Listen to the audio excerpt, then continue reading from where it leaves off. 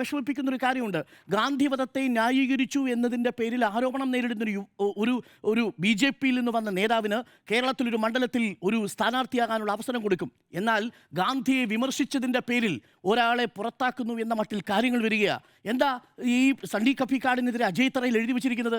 ഏതെങ്കിലും ഒരു കോൺഗ്രസ്സുകാരൻ എഴുതാൻ പാടുള്ള കാര്യമാണോ? അദ്ദേഹം വിജയിക്കാത്ത സീറ്റിൽ കോടീശ്വരനാവാൻ വേണ്ടി ശ്രമിച്ചു എന്നാണ് പറയുന്നത്. വളരെ മോശമായ പ്രതികരണം. അത് ഏതെങ്കിലും കോൺഗ്രസ് നേതാവ് പിണറായി തള്ളി പറയേണ്ട വാക്കുകളാണ്. സണ്ണി കപ്പിക്കാട് അങ്ങോട്ട് വലിഞ്ഞു കയറി സീറ്റ് വാങ്ങിയ ആളല്ല.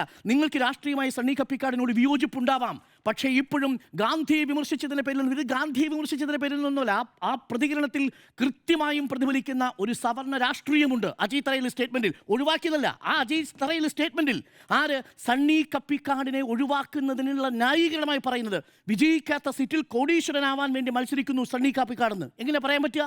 സണ്ണി കപ്പിക്കാട് കോടീശ്വരനാവാൻ വേണ്ടിയാണോ? അങ്ങനെയാണോ സണ്ണി കപ്പിക്കാടിനെ നമ്മൾ കാണുന്നത്? സണ്ണി കപ്പിക്കാടിനെ കുറിച്ച് ഏതെങ്കിലും ഒരു വിമർശനം ഇന്നുവരെ അങ്ങനെ കേട്ടിട്ടുണ്ടോ? എന്ത് ധൈര്യത്തിൽ അജയ് തറയിൽ അങ്ങനെ വിമർശിച്ചത്? ഇതാണ് പ്രശ്നം. ഇതെല്ലാ കാലത്തുമുണ്ട്. അംബേദ്കറിനെ പരാജയപ്പെടുത്തിയ പാർട്ടിയുടെ പേര് കോൺഗ്രസ് എന്നാ ചരിത്രത്തിൽ രേഖപ്പെടുത്തിയിട്ടുണ്ട്.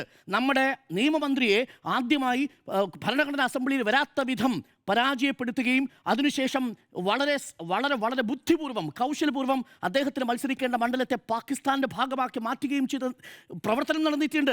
നമ്മുടെ 1950-കളിൽ 1947-കളിൽ ആ മനുഷ്യരെ പരാജയപ്പെടുത്തിയ പാർട്ടി ഇന്ന് സണ്ണി കപ്പിക്കാടിനോട് ചെയ്തതും നീതിയല്ല.